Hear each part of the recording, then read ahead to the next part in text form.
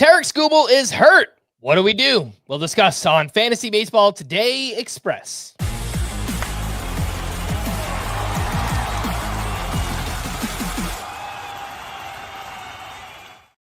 Welcome into FBT Express on Monday, September 15th. I am Frank Stampfl, joined by Scott White. And let's take a look at the big headlines from the weekend. And the biggest of all, Tarik Skubal left Friday's start with left side soreness. Imaging came back clean, thankfully.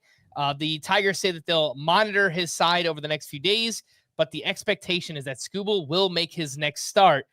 Scott, just a very confusing situation for fantasy. Obviously, those who are in weekly lineup lock leagues, because Tarik Skubal is the best pitcher in baseball. You don't want to miss out on a start of his, but he also could get pushed back a couple days. Maybe they skip one of his starts here, right? So it's kind of a tricky situation. What do you think about Tarik Skubal? Yeah, I mean, it sounds like good news.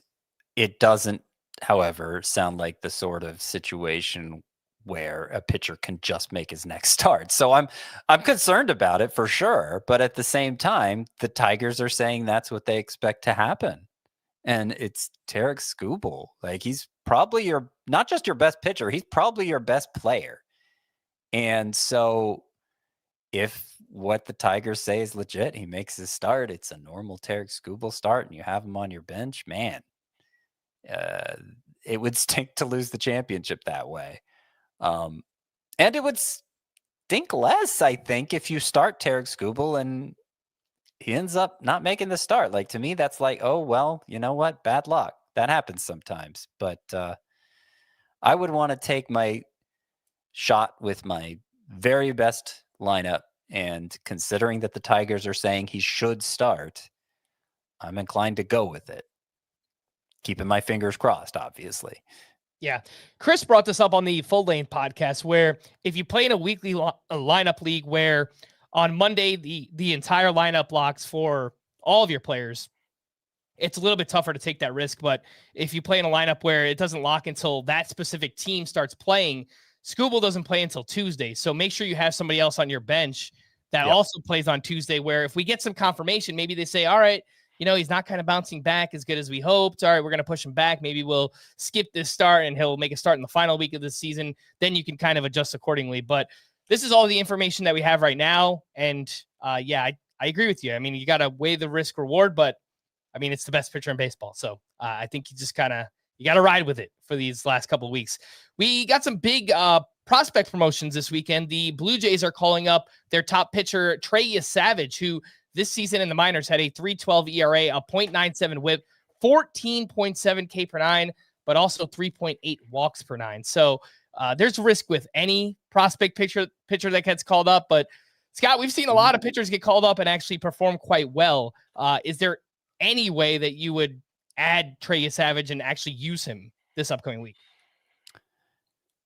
There might be some scenario out there where the risk is worth the reward, but it's an awfully big risk. And it does feel like I can't say better late than never. I mean, practically speaking, it's the same in fantasy as if Yesavage was never called up. I guess it's nice that we get a sneak peek at him, have maybe a better idea what to expect next year. But first of all, point out, great prospect, great numbers. As you said, huge strikeout rate across 4 levels. Since getting to AAA, Yesavage has been used more like a reliever, multiple innings, 2-3 at a time. But, it's been going on for a number of weeks now. And so I'm not even sure he's equipped to go 6 innings here in his debut, much less if he's pitching well. We don't know that either. He does have control issues. He's an extreme fly ball guy. So some home run risk there. Interesting prospect, really high arm slot. The fastball looks like it's coming straight down on hitters, and it's a strange angle in the modern game for them to see. So I like Yesavage. I just think, what's it going to, it's too big of a roll of the dice here in his first start, not knowing if he's going to make any future starts, not knowing how equipped he is to work deep into this game. Yeah, and the matchups for this week, he's making his debut here at the Rays first up, and if he gets a second start, it would be against the Royals, so it's a pretty nice landing spot here, but he also could be shifted to the bullpen or be used limited. So in a limited way. So it is kind of tough to answer. I think it's more exciting, I guess, for real life purposes, just to see what Trey Yesavage could do. And maybe we're talking about him as a sleeper next season. Let's take a quick break and we'll talk about another prospect right after this. When you need your sports news all the time, we've got breaking news to bring to you. CBS Sports HQ gives you a snapshot of all the sports that matter to you. When you need your sports in a snap, find it on CBS Sports HQ, streaming free anywhere you are. Welcome back in to FBT Express. Late on Sunday night, we got some breaking news. The Giants are promoting their top first base prospect, Bryce Eldridge, just their top prospect in general, but he is a first baseman, 20 years old, first round pick in 2023. This season in the minors was hitting .260 with 25 homers, 84 RBI, and 843 OPS. Massive exit velocities. We're talking about big power here. Also, big strikeouts. So 23% rostered. I feel like there's more of a learning curve for hitters here, Scott. So similar situation. I'm excited about the player. Maybe he pops a couple home runs over the last couple of weeks here, but I think it's more so just exciting to see what he can do and maybe, gets us thinking about him for next season. Acknowledging that my record, certainly the last couple years, in terms of which prospects are going to stick right away and which are going to struggle. My record with that is pretty terrible. So I will acknowledge that up front. But my feeling is that Bryce Eldridge wouldn't be getting the call now if the Giants hadn't suddenly found themselves in the playoff picture and are trying to get that final push. They don't want Dominic Smith started at first base, obviously. So they're hoping to catch lightning in a bottle here with Eldridge. He hadn't really been tearing it up at AAA, striking out like a third of the time, hitting the ball very hard. Yes, like it's very impressive how hard a 20-year-old can, how hard this 20-year-old is hitting the ball. It's as hard as any major leaguer, basically. So the upside power potential especially is huge for Eldridge, but doesn't seem like a finished product with that high strikeout rate he's running at AAA. And it's hard to say he's going to be of any use in fantasy right away. Again, with so little time left this season,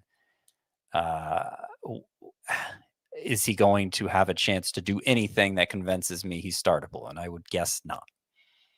All right, last question here for you, Scott, while we're talking about prospects and rookies. We did have 3 rookie pitchers who performed quite well this weekend: Bubba Chandler, Parker Messick, Brandon Sproat. The matchups for those 3: Sproat is against the Nationals this week, Parker Messick at the Twins, and Bubba Chandler is home against the Athletics. Can you see yourself using any or all of these rookie pitchers in the second to last week of the season?